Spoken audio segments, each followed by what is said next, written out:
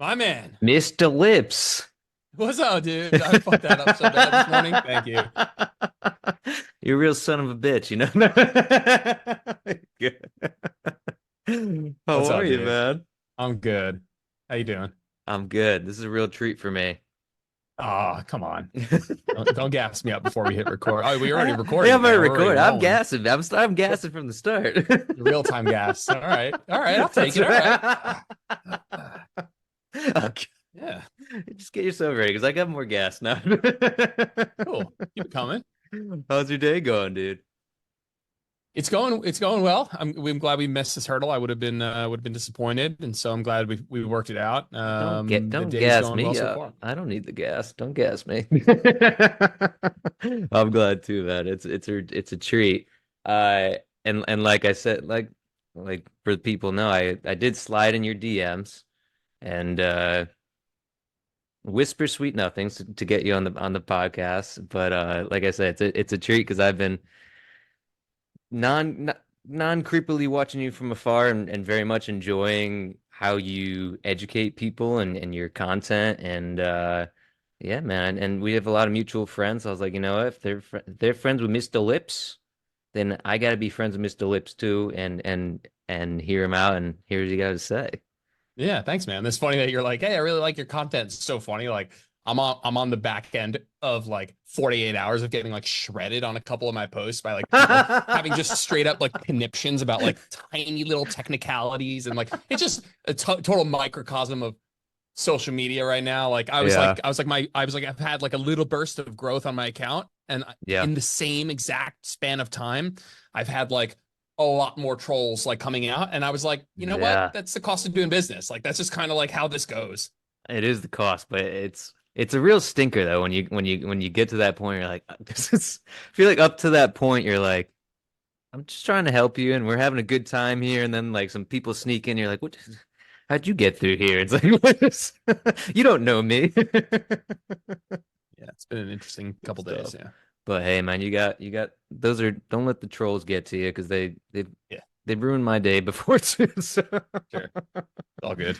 it happens. I want to talk sports with you before we dive Ooh. into. Who's your football team? American football or football? Football. American football. I grew up a Jets fan, and so I'm from Jersey. Yeah. It was Hey, Jets or Giants, and I chose the road of despair. Oh, look at you go, man! You sound like you're from New York, man. You had like a Staten Island like Joyzy accent or something going on I could here. put it. Um, I'm from yeah. Connecticut, so Okay, cool. Yeah, yeah. I'm a Jets fan, and it's tough. Like, it's not my first sport. I never played. I yeah. definitely follow. But it did come. I know that if you're like a diehard, then Hmm. listen, man. I'm a diehard soccer fan, so I understand the Yeah. mentality of like, yo, you support your team even through the hard times, man. You watch the games, you go to the games, Yeah. follow the team. But like Yep. with the Jets, I'm like, I'm not as into it, and so because they're Hmm. also just been like perennial like dog shit. Yep. It's been like I've taken a small step back from like putting my emotional eggs in that basket. That's smart. That's very smart. Who's Yeah, your Premier League team then? I'm a big Arsenal fan. Are you? Yeah, Wow. yeah. Wow. I mean, I'm not the biggest. I got more into Premier when I lived in New York for a bit, and I became friends with so many like English friends, and they were all like Man U or Man City friends. And then there was one kid in their group who was an Arsenal, and they always shit on him the most. Sounds about right. Yeah, I know that. I know that how that goes. Did you grow up playing sports at all or anything? Yeah, I played soccer and lacrosse up until and slightly for a hot minute in college, and Hmm. I wish I got into lacrosse earlier on. I just my where I grew up, we didn't have any like youth programs. I absolutely loved lacrosse in high school, and I didn't touch a stick. That's awkward. That's not how you start a sentence, but I didn't pick things up until Go ahead. until like freshman year. But yeah, yeah, touching sticks. Everybody Title touches of the sticks in podcast. college, man. That's what college is for. Sport, you experiment, like oh shit. It's the time to grow. Yeah. I love that, man. What about because I mean, do they translate? I guess they kind of do like similar positions, right? They have like a midfielder, perhaps. I played some basketball Long too. I think, and I field. played basketball in high school, and basketball and Yeah. lacrosse have a ton. I mean, they're like, if there was a sport, lacrosse is a combination of basketball and hockey. Yeah. Yeah, so I really like that. That was a good time. Is sports what got you into sort of strength training and all that? I wish chicks, just like I was doing way more bicep curls than like hex bar deadlifts. Let's say that. That's the most honest answer. I think that's what was my inspiration of picking up a dumbbell in seventh grade was everybody's talking about it in seventh grade. They're like, oh yeah, I'm starting doing bicep curls and the girls love it. And you're like, okay, let me try to get into this shit. That's hilarious. So Got then it. when it comes to being a Jersey kid, are you still in Jersey? Or did you leave the old Jersey Shore? Yeah, so I left when I got out of college. We'll do the abridged version. I got out of college Yeah. and the plan was go to law school, but I was like scared shitless of doing that. So I was like, I'll take a Mm, year off. Take a year wow, off. law school. And so I took the LSATs and was like all pumped to like go to law school. But then I started personal training that year. Mm, And probably within like the first 3 days of doing that, I was like, oh shit, like I yeah. had I had made it was like really busy and I was in an environment that was like very entrepreneurial. Like I had a mentor at the time who was like Mm, very a go-getter, like and like just pumped that into me of like you could do this, you could do this, you could be great, you could yeah. make a living, you could run a business, you could. And so I got caught up in that in a very good way and Yeah. didn't really look back. And then I ended up starting my own gym with a friend, Wow. and it was a very I'm not gonna want to be rude about it, but this is like sometimes things happen where you just need to change. And at some point I did not want to be a gym owner anymore. And not Yeah. only did not want to be a gym owner, I needed to leave the area, just like my own like a little bit of mental health. Like I had Yeah. spent the last like 7 years like really engrossed in that environment. Like everybody, like I like would know people in every restaurant. I would know people in every like Yeah. place I'd go into just from personal training. That's like kind of how that goes. Yeah. There's a lot of like boots 1000%. on the ground. You're like a lot of word of mouth. and Yep. and so when I stopped doing that and moved online, Jenna and I looked at Jenna. I was like, I think I need to get up out of here a little bit. If I'm going to stop Mm, being a personal trainer in this area, I kind of wanted to get out of that area. So we moved to Texas, lived there for two wow. years. Then now I'm in Raleigh in North Carolina, and I Whoa. freaking love North Carolina. Yeah. Absolutely love North Carolina. What So yeah, about we're it? planting some seeds. It's a little bit less metropolitan. It's like a little bit less Mm, hustle and bustle. Life's a little yep. slower, a little bit more outdoorsy. A little bit Yeah. more. I mean, upstate New York. You got like your Bear Mountains and your like Lake Placids, and there's some good stuff in New York too.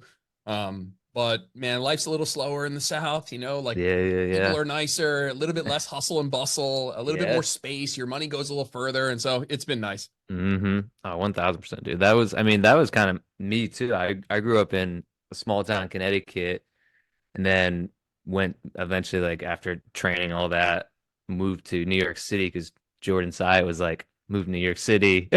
He's like, your business will do better, blah, blah. I was like, all right, I'll move. COVID happens. I find out I'm not really a city guy. It's like- so then But like, I I'm not ended up really a $3,500 rent for a right. studio kind of guy. Exactly. But fool me once or fool me twice. Yeah, I just moved yeah. to San Diego about a year ago, and turns out that's one of the most expensive places you can live to. San Diego's awesome though. Hold on, San It is Diego's cool. great. The quality of life mega high. Yeah, but yeah, expensive as I like shit. your like hold on. Yeah, hold on. Like go throw San Diego some love here. But yeah, it's It is expensive as very shit. cool. It is very cool for sure. All right, so you got into strength training for the ladies, which like I said, I can respect that. What because you said you were taking LSATs. Why did you were like, let me do personal training while I'm preparing to be a lawyer? Yeah, it's not complicated. It's real simple here. I am a bum, and I'm like people. You know what I've been thinking about? People say this shit of like how you do one thing is how you do everything. That's Yeah. dog shit. Like that's just not a real thing. Like I am a procrastinator. I'm an underachiever. I would have Wow. rather gotten like a C plus and not studied at all than worked Yeah. really hard for an A minus. And so Yeah. my whole life I was an underachiever, a procrastinator, someone who like people were like, you could if you really applied yourself, that was the line about me. And Right. guess when I really applied myself is when I started doing this stuff. And I was like, Wow. I've never actually tried hard and cared about the outcome so much as like when I was personal training and I was like, whatever, making people's workouts and like, Yeah. writing diet programs and all the bullshit we did in our like, in those like 2010s Hmm. era of nutrition and stuff. And I was Yeah. like, wow, this is a whole new side of me. I was like, oh, I'm all of a sudden like Mr. like Tim Ferriss and I'm reading all this productivity shit and self-development. And I was like, I've never felt this way before. I've never felt like I had something I cared about so much that I wanted to do really good at it. Yeah. And so that was really it for me. I was like, I caught that like entrepreneurial wind, and that was it. Wow. I was good. I can relate to that a ton because people, if you ask anybody about me, one of the qualities is procrastinator. It's like But one of my do greatest you so qualities. do your clients though? Would your clients call you a hard worker? Oh yeah, 1000%. Yeah. They Yeah. would call me a hard worker too, but I wouldn't Right. call me a hard worker. I'm not. That's not what you. If you've known me for 30 years, that's not how you describe me. But Right. with my job, I guess because I like it and because you like Yeah. it. Right. Oh, 1000%. Yeah. And I used to get called Ryan time, which was my friends would give me a time that was in fact way earlier than I had to be there. And I would get there on time when they actually wanted me to. So I get it. I get it. In terms of all this, because I'm sure I've listened to some of your podcasts. I listened to your podcast you did with Jordan actually, which I really love because there was a fatherly bond going on because I think did you have your child yet? Is it on six the way weeks. soon? We're Holy right on shit. that tail end there. Yeah. Wow. How are you feeling about that? I'm feeling good. I was just texting Jordan the other day. I was cracking up. I said, like, so he calls his daughter old Abe, Yep. and I like made a joke. If he listens to this, he's that funny. Like I can imagine him. So he made it. He said that, and I was like, obviously he's having another baby. Yeah. And I made like a stupid joke of like, oh, are you gonna call her like old Washington or like old like old Bush or something like that? And he messaged me back like hours later and he's like, dude, I have no idea what you're talking about. And I was like, sorry, man. Like I'm wondering if you're like sweating trying to figure out what I'm saying. And I'm like, yo, I just trying to make it. I was like, this is the joke. And it's just It like one of never those goes jokes like well when you nobody have to gets it. I was like, explain the joke. yeah, I was like, it's not funny, man. I was like, I'll text you in a month. You're free for a month. Like, That's so I'll true. shut up for about a month. But yeah, I'm. Oh shit! Oh, I was I like, I love. haven't texted him since. I was like, nah, my That's, bad. but you know what? Though? Sorry. It's such a great from an enthusiast of funny. That's a great joke you made. It's Well, I just don't. tough. Nobody knows what old Abe is. So like, here, like, you're leaving me to figure it out, and that's what I came up with. Like, Abraham, of course. Abraham. yeah, of course, Abraham, and it's not just any It's Abraham. going for It's presidents.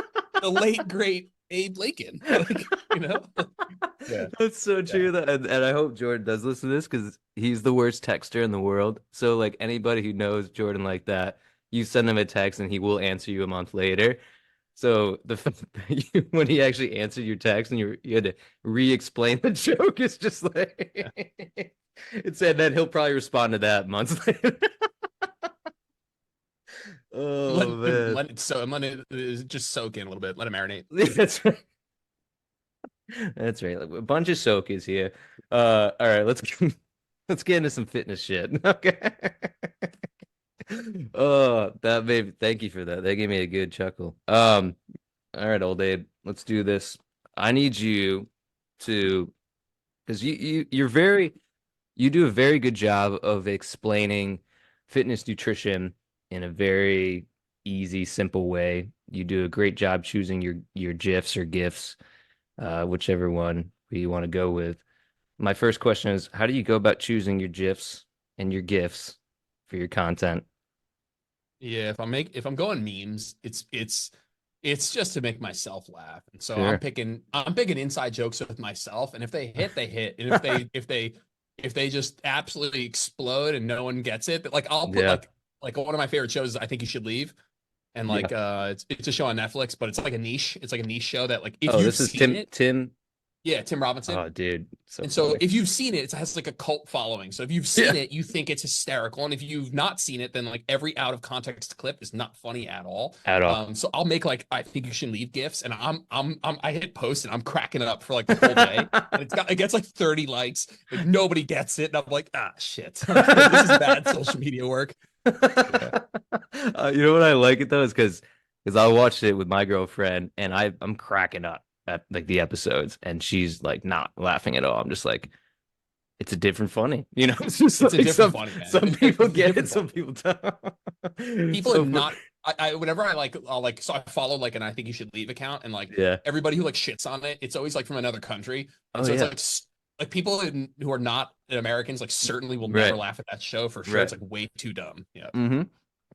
Just people who try to like overthink it. It's just like numb yourself a little bit Just take a to the gummy, sit funny. there, and Yeah, just that's crack up, man. Just like, let's be real right. here, you know? Like, Let the man yeah, take you through in his hot dog suit, okay? There's no need to.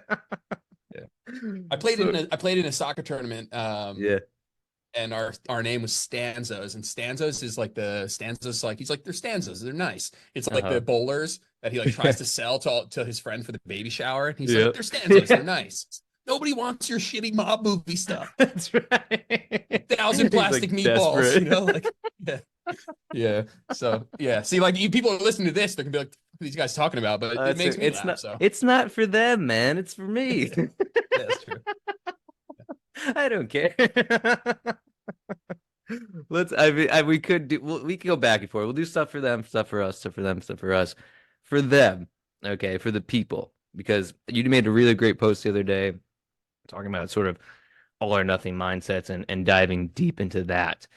Can you sort of explain, based on the years of experience you have now coaching people, your thoughts on the all or nothing mindset, and maybe we can dissect it to give people, a little bit of help to get themselves out of it, or maybe reframe it a little bit?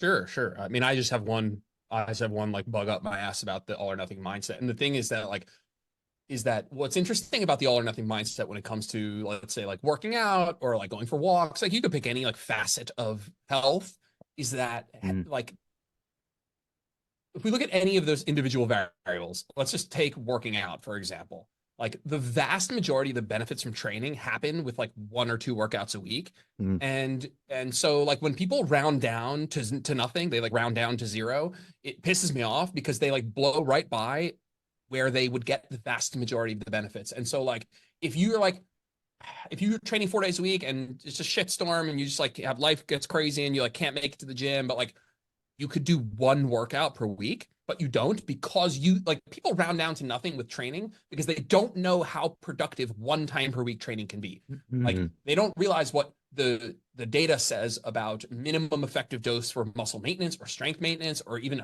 making gains.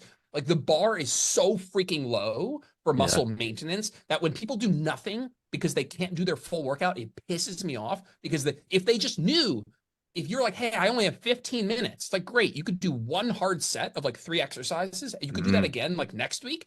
And for all you know, that's enough to maintain all of the muscle that you have. Like, that's enough to like at least check the box of maintenance for the entire week. But right. so the all or nothing mindset is like at least arming people with the information education of how little they actually do to get a very high percentage in terms of ROI is just like that's where I feel like I slide in. Yeah. I'm not so sure. I'm going to come at it from more of a philosophical sort of like the identity. You don't want to be that kind of person. More Yeah. of like, Yeah. hey, dude, like don't do nothing. Do one workout. Yeah. One workout a week. I mean, there's if people are interested in this, like Dr. Pack is like more on the nerdy side of things, but he's on a like a real crusade of beating this drum of like, dude, you could do like I don't know, two workouts a week, 30 minutes. And some people would see gains. The Mm, vast majority of people would maintain. And I just feel like people blow right by that. They're like, I can't do my perfect 5 day week program, so I'm going to do nothing. I'm like, dude, just do one full body day, and you're like, right. you're good, you know? Right. Right. Absolutely. I want you to come at it from whatever approach you're gonna come from, but I think that's what I appreciate about you the most is because, or at least people like you in the industry where you nerd out on this shit. And I very much respect the nerdness because you nerd out it so much, you figure out a way to simplify it so that it's less complicated for the masses, right? And I do agree. I think people tend to round down to zero rather than nothing. And I talked to a buddy he's clinical psychologist, and he said that the all or nothing mindset is kind of bullshit too, because he said that it's not nothing. It's just that you have certain behaviors that you haven't developed those habits yet for. Right. So it's just that there's the potential is still there. It's just that you're glossing over the things that you need to work on to get there. Right. But you assume it's just either I'm all in or I'm all out. But it's like those little micro behaviors that you just haven't worked on, you always skip to. Right.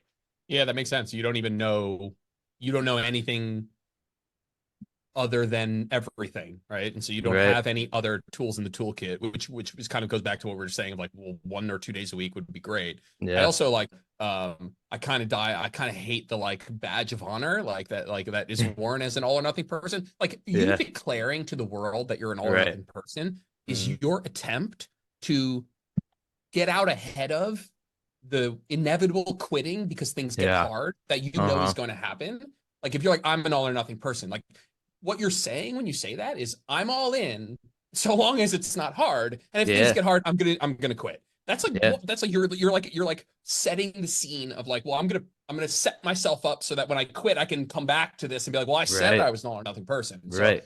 that grinds my gears a bit. That's so true. I mean, it's literally they're giving a preface to why I'm gonna quit in 2 weeks, right? It's because I'm telling you, yeah, like you said, once I start feeling friction, I'm out, right? There's no resilience built, right? That's probably most people's problem is they don't have that resiliency skill developed, right?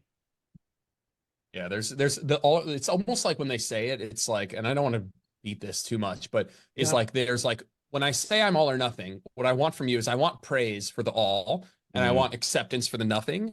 But like mm, I'm not praising you for the all part. Like I don't think, and I'm going to use a specific in terms of me being a coach. Like I'm not yeah, asking for all.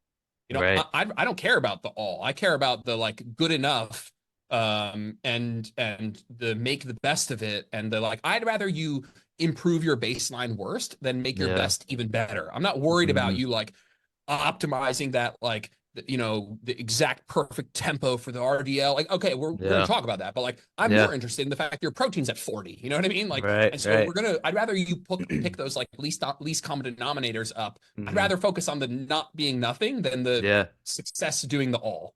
Oh, 1000%. I think that's one of my questions I actually have is because I think people tend to over exaggerate or overcomplicate, whether it's strength training or weight loss or anything like that. I guess how do you go about simplifying the process of weight loss to somebody who like maybe for the person we just talked about who struggles with consistency and who is really just trying to get those baseline habits to maintain, right? How do we simplify that process? Yeah, three things come to mind, I guess. The first is doing that at maintenance and not Mm, necessarily trying to do that while dieting. yeah. That technically is a false dichotomy. Like in theory, you could do both, but in practice, it's like, yeah, trying to do a bunch of like really, or trying to incorporate and build and sustain some really good habits. It's tough Mm, how you're hungry and irritable. And so yeah. I'd rather do that without that confounding variable of I'm hungry, tired, food focused, and all that stuff. So Hmm. that would be one piece of advice. The second is widening the goalpost and just like even just from a like widening the goalpost slash being more flexible, those sorts of like rhetorics and sentiments, but even like actually widening up the goalpost in things like giving people wider calorie ranges, Mm. and none of this like hit your fucking macros down to the within three Right. grams. It's like, how about a Right. 200 calorie? How about a 300 calorie range? Right. Like people the assumption of how like people's idea of how accurate they think they are with their tracking. I'm not just talking about underestimating. I feel like people don't realize how much baked in variance there is with tracking down from like Hmm. restaurant meals to like food labels to tracking raw versus cooked to like, just how cooked something is, how you cooked it, Hmm. like different brands of the same thing. Like you think you're being so accurate that me giving you a 200 calorie range is too variable. Right. The whole thing has a ton of variation. Why don't we widen up the goalposts? You doing 1400 or 1515, like it's not going to change anything over the long run, especially if we work on averages. Right. Um, and then the third thing is blocking out the noise. I feel like a lot of people would do better with these two first things of like, I'm at maintenance. I'm going to widen the goalposts, work on some flexibility, accept that it doesn't need to be perfect, but they'd do better at those things if they could also block out all the other stuff. Like people would be better at understanding flexible dieting as a practice, as a mindset, if they weren't bombarded with like just a ton of bullshit from social media, from their friends, from other forms Right. of media 24/7. You know, what blocking that out will make you better at working on doing things the right way. Yeah, no, I completely agree. I mean, I do think that's an issue too, right? I think some of the things we can see with clients is sort of like that bee's nest, right? Where people's heads are always buzzing, buzzing, buzzing because they have so much like over influx of information, right? And because you have this over influx of information, you're now paralyzed, right? Where you're not doing shit because you don't know what to do, right? So I think what you said is a great outline where, you know, if you've been trying to lose weight, right? And we probably preach this a lot, and you're sort of running into the same sort of obstacles and things, like maintenance is a great option for people, right? To work on habits, to, more self-awareness, self-discovery, and also a great place for you to figure out what noise you want to listen to and follow and stick to consistently, right? So I think those are super, super duper great points. And then in terms of because you also talk a ton about optimization now. I guess when did you get, this is more personal, when did you get into this optimization lifestyle for training specifically? And do you think this is, so I think it's interesting. We always see like these trends over time in the industry, and I feel like the more recent one has been like, oh, well, sit up on a bench so there's more stability, so you get more muscle over your lats or something like that. When did you get into that more, and how do you foresee that? You think that's going to be continued trending in the industry? You think that's a good thing? And I guess what are your thoughts on that? Yeah, there's two main pieces of motivation behind my pursuits there, and then we talk about like what I think is going on. Hmm. The first is I have a little bit of, admittedly, a little bit of a chip on my shoulder for not being an academic. And so, Hmm. like, I didn't go to school for this. I don't have a PhD in nutrition. I just had Dr. Joey Munoz on my podcast, good friend, Dr. Adrian Chavez, both nutrition PhDs, like mega smart. And like, egotistically, I've had to work through that where I'm like, I'm Hmm. not them. Like, and I don't have my PhD in nutrition. And so being able to sit at that table was something I've had a chip on my shoulder about, like since I got into the industry a little bit. And I just, so I was never going to go back to school, get my PhD in nutrition or anything like that. But Right. I've always wanted to at least be able to hold my own in conversations with these people. And Yeah. in some ways that's beneficial, but in some ways you can get lost in like trying to sit at that table as an end. Right. That's not Yeah. the end. It's not the, who gives a shit about that? Like, what's my main goal? My main goal is to not be able to like have mental masturbation conversations with people where we're just like trying to like jerk off to our own intellect. Like, Right. Right. and so I've had to battle that a little bit. And so when this whole like biomechanics craze came out of like, Yeah. N1, Coach Cass, I will say, was at least in and around the birth of this. Mm. And I realized that I was I couldn't understand what they were saying to the degree in which they were saying it. And I Mm. was like, oh shit. I was like, I want to understand this. Yeah. And so went super in deep, took all the courses, I've been to two practicals. I'm going to another practical in 2 weeks. Wow. However, my thoughts have evolved. And it turns out if we go back to like my description of myself being like a complete procrastinating minimalist, I Yeah. have no interest in making any more gains in terms of getting any bigger in my own life. Right. I have all the interest in the world in maintaining what I have with the least amount of minutes spent training. And Mm. if you want to do as little as possible and get the Yeah. most out of it, you need to know which knobs to turn. I need to get the Right. most out of every minute I'm training. So that means I need to understand it all. And then I need to be able to like get rid of the fluff and leave the essential pieces. And so Yeah. for me, it's my MO to like go mega nerdy into something, Hmm. but then come back and be like, yay, but it's not that big a deal, you know? And Right. so Right. I'm in my cardio bunny era right now. And so I'm like very much into like endurance exercise right now, Yeah. hybrid training, fucking did a half marathon, whatever. But Yep. like I have already seen myself kind of like, it's almost like, what's funny? It's like those dog races where like they like run and then they bounce off that thing and they come back. Like I've Yep. already seen myself hit that thing and I'm like on my way back from like I've seen what's out there and super nerdy and I've seen what my clients need. and I'm Yeah. going to grab and take what I need and Yeah. leave the rest. Yeah.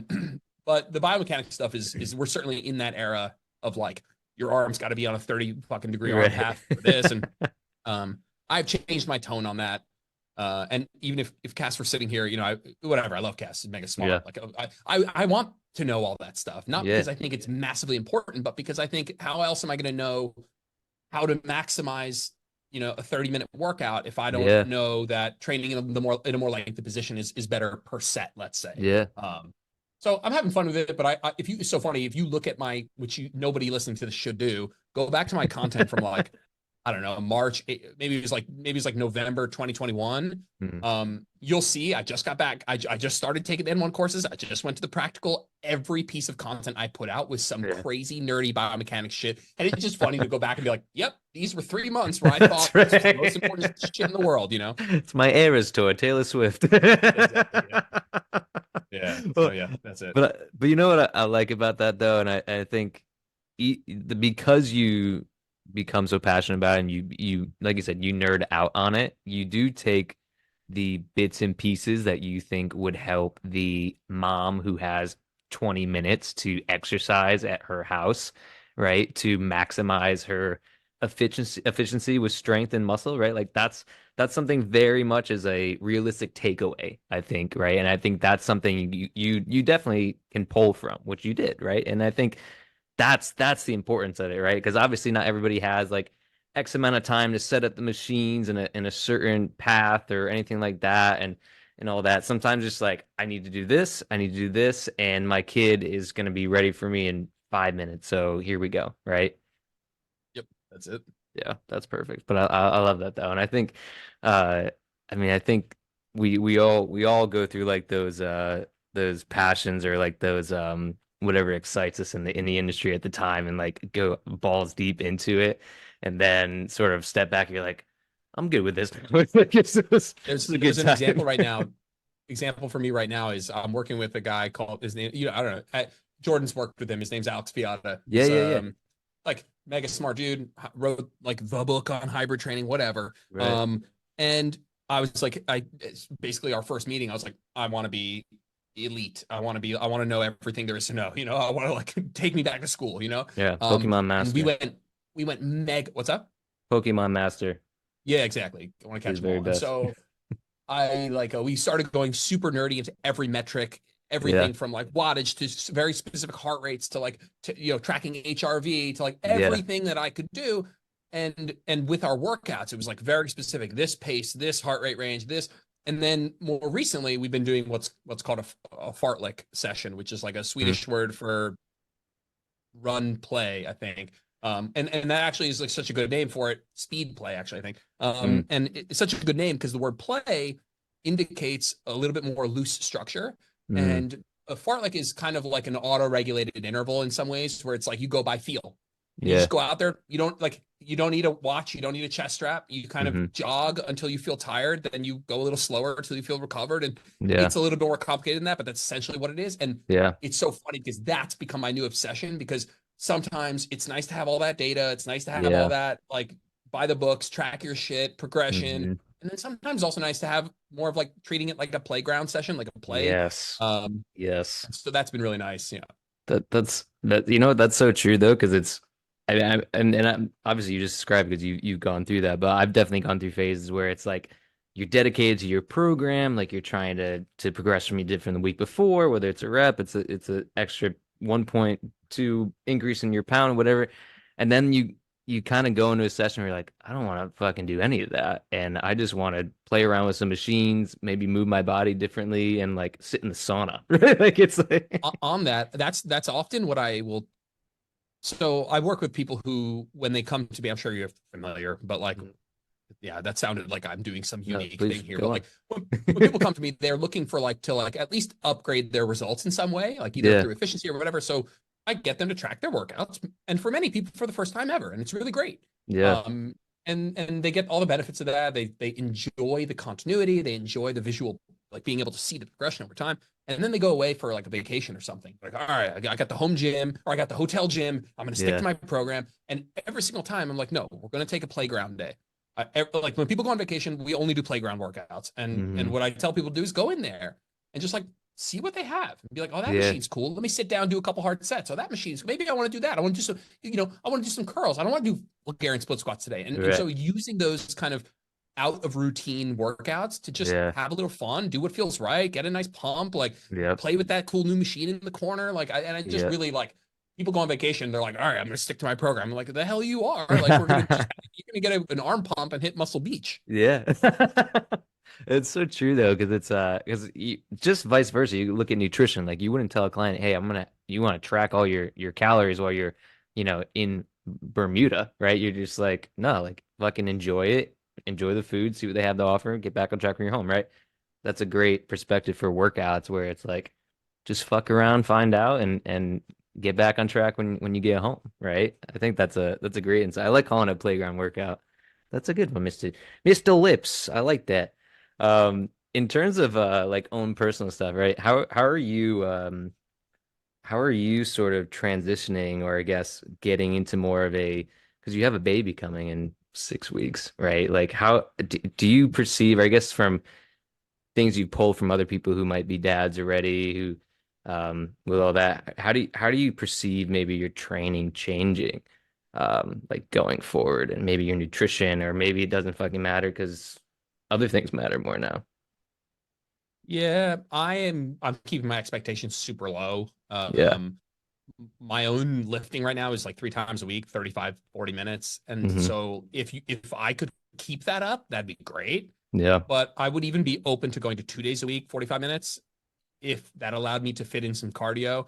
I'm keeping listen, man, if I'm first week that the baby's here, I don't do one fucking thing. Like that's great. Yeah. I'm like I'm keeping I want to keep that door open because I don't want to shoot too high and feel disappointed. And so if Yeah. I were to go to a bare minimum, I'd love to have 2 lifts and 2 cardio sessions, Mm. with no expectation of progression, just a get it in sort of mentality. Yeah. Um, and if I can do that, I know that for some people there that are like laughing at me, right, being like, yeah, right, you're going to do that. Like, okay, like if that doesn't happen, it doesn't happen. I Right. don't know what it's going to be like.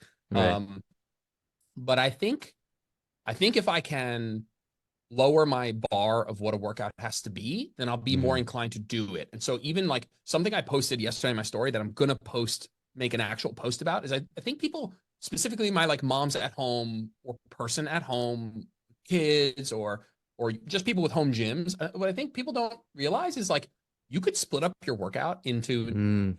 any different amount of like blocks in your day and it's Yeah. equally beneficial. Like Mm. yesterday I had 15 minutes before a call started and I looked at my workout and I had like seated hamstring curls and Yeah. like I was like, first of all, those aren't like overly difficult, but I was like, I don't have anything to do for these 15 minutes. I wasn't going to Yeah. work out till the afternoon, but I Right. went in and I did my 3 sets of hamstring curls and I was like, that's just a good, that fits my schedule right now and it has no downside. It's not like doing them Hmm.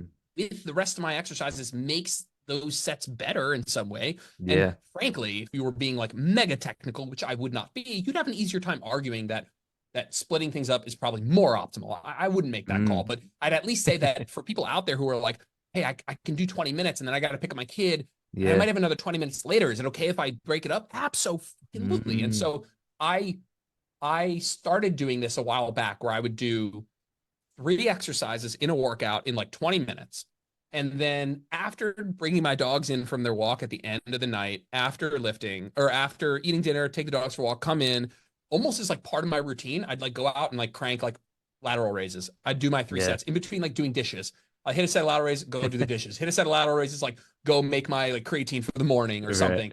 And like people were like, that's so weird. That makes no sense. That it has no downside. And so Yeah. I just want people to know, like, if you have to break your work, if your baby starts crying and I'm going to have to go in the middle of my workout and I Yeah. can do it later, like, there's no downside in that at all. Right. And it's funny because I saw you doing that with your leg curls yesterday, I think it was, and I was just like, Yeah. this guy's a savage. I have so many DMs of people that are like, oh my God, is it okay if I do that? I always get interrupted by my kids. I'm like, yeah, it's totally fine. Yeah. Do you throw Yeah. the whole workout out? Hmm. Yeah. I mean, that's true. I mean, something, I mean, we always preach this too, is like, it's always better to get it done rather than having it to be the most optimal thing, right? Or like having to get it all done in one sitting. But I think that's cool that you're applying it now and you have been applying it. I mean, it might take, Might take you a little while to do dishes if you're doing lateral raises in between every set. But Dishes get heavy, man. but Plates are heavy. but I do think that is a good point. I think that further cements a lot of sort of your approach to it is like, let's make this fit into my life rather than to force that fit, right? And so, I mean, for everybody out there listening, like you just said, like you can break up your workouts just fine and still maintain at least your muscle mass, which is incredibly important as we get older. I love that. Nice. I And concur. then in terms of like mindset stuff, right? Because I'm gonna pick your brain. I would love to have kids one day. It's on the chart, right? What are you, I guess, anticipating the most from like are you feeling very Tarzan's dad? Like, are you feeling like I need to nurture this kid to be like the best person they could be? Like, what are you sort of feeling in that regard? Yeah, I'm a lot of people have asked me in Q&As and stuff, they're like, what are you nervous about? What are you scared about?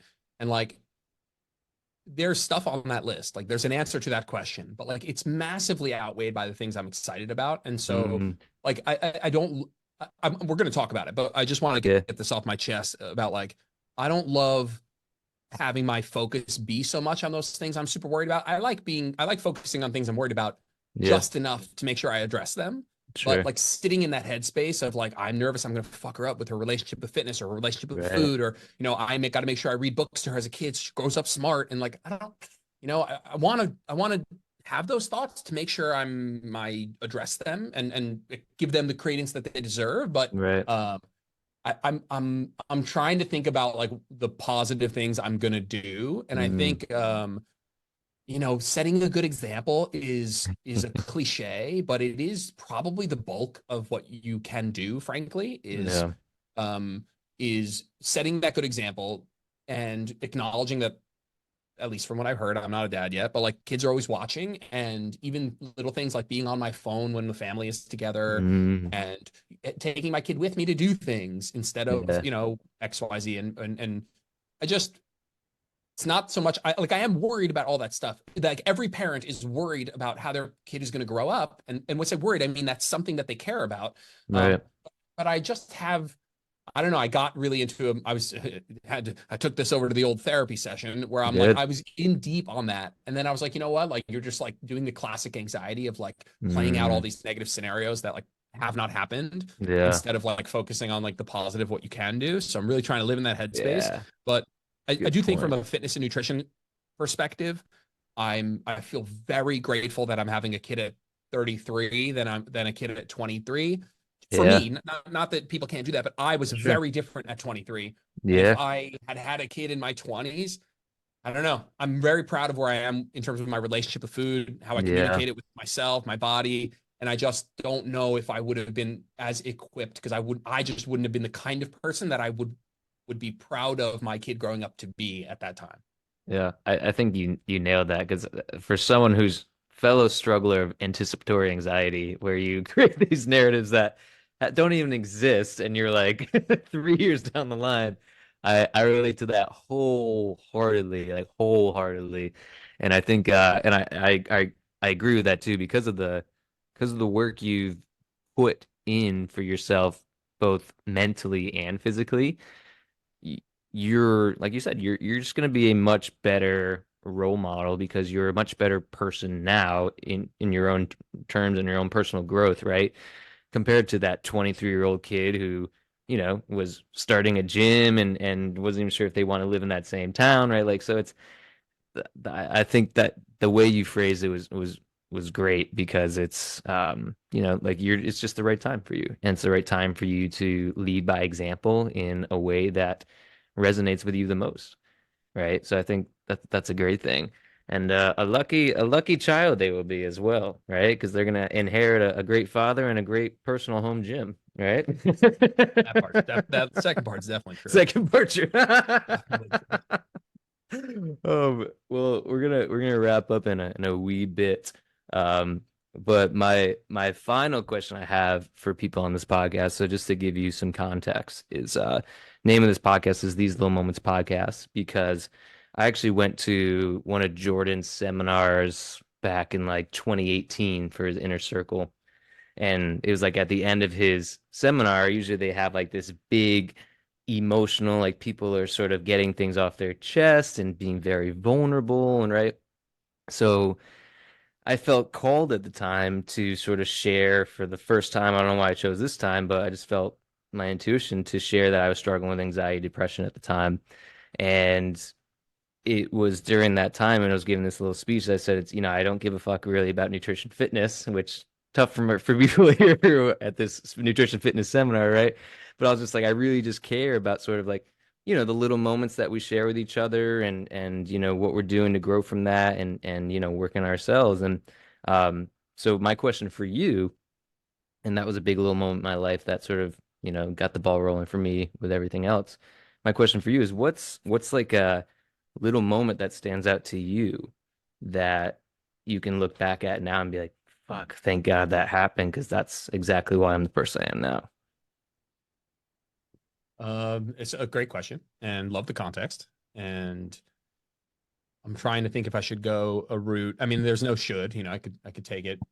There's one that pops into my head as like from a nutrition and from like a why I am the way I am in this industry. It's tough to like pull the business side out of me because it Yeah, comes from a piece of me that really cares. Like you said, where it's like I'm not so sure I care about like being mega jacked or like being right, mega fast, or I care about like you having a high quality of life and what good health can do for that. right. Uh, and I guess I'll just go with the one that comes to mind first. And so at that gym that I grew up at, my mentor was really entrepreneurial, and I think I'm very grateful for that injection of like of you can do this, if you work hard, like just really put me on that path to like opened up a lot of doors for myself and self-belief.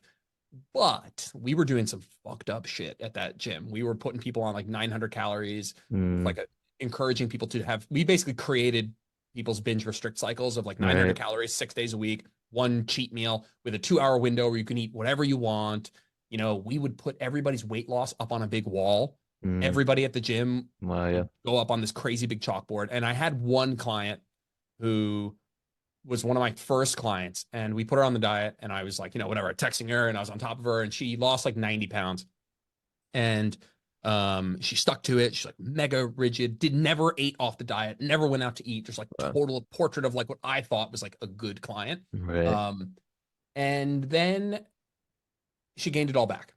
Mm, And I like literally couldn't understand what had happened. Like I just didn't know yet that I didn't understand what just happened. yeah. And really she went on to like not be a client afterwards. Like years had went by before I realized what happened.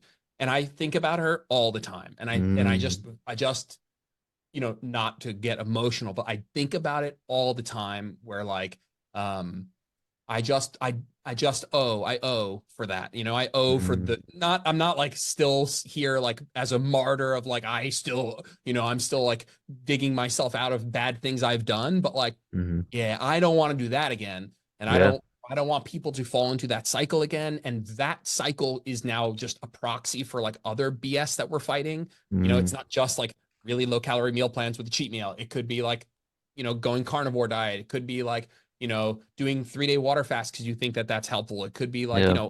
any other kind of BS slash thing you don't really need to be doing. I feel like I feel a fire in me still from that to fight against Mm. that stuff. Yeah, no, I mean, and I appreciate that vulnerability because I mean, it's true. Like, I think majority of us started this journey like that meal plan route and like, laying everything out for people and probably wasn't the most sustainable or healthy way to go about anything. And I think that's a great, even though it comes from a place where it hurts, right? It's a great motivator for healing anybody you come in contact with now, right? And I think that's a beautiful way to sort of honor that person, right? Where it's like, hey, I might get emotional for you, but it's like, I think it's a beautiful way to honor that person because it's you're saying, hey, I acknowledge, that I let you down in some areas, and I'm gonna do my absolute best to never let that happen to anyone else. And if you ever come in contact with anything like that, like hopefully, you guys link up and like you can have that healing sesh. But I think that is a beautiful way to sort of look at that little moment that got you to the person you are now. But I appreciate you, man. Thank you so much for being on the podcast. And where can people find you? Yeah, the old Instagram is a good spot. I still I'm just there. If you want to shoot me a DM, I answer all He DMs. answers. I He's answer got all DMs. Like notifications on. I'm just super grateful if you have a question. Like I'm still I bet you there's like an amount of following that you get to where you don't feel that way, but I'm still like Yeah. super psyched if somebody wants to shoot me Right. a DM and has a question. Like Oh yeah. I'm still like pumped up to answer that. Like I'm not buried in DMs. Like I'm still Hmm. down to have a chat. And so if you have a question about anything, feel free to reach out. So you heard him. Messages the ass. Messages the ass. Message to this Pick up his asshole that was stick on my and podcast. message the ass. Full circle, full circle. Jesus. Anyways, thank you, brother. I appreciate Thanks, man. you and great talk. Good chat. Later, brother.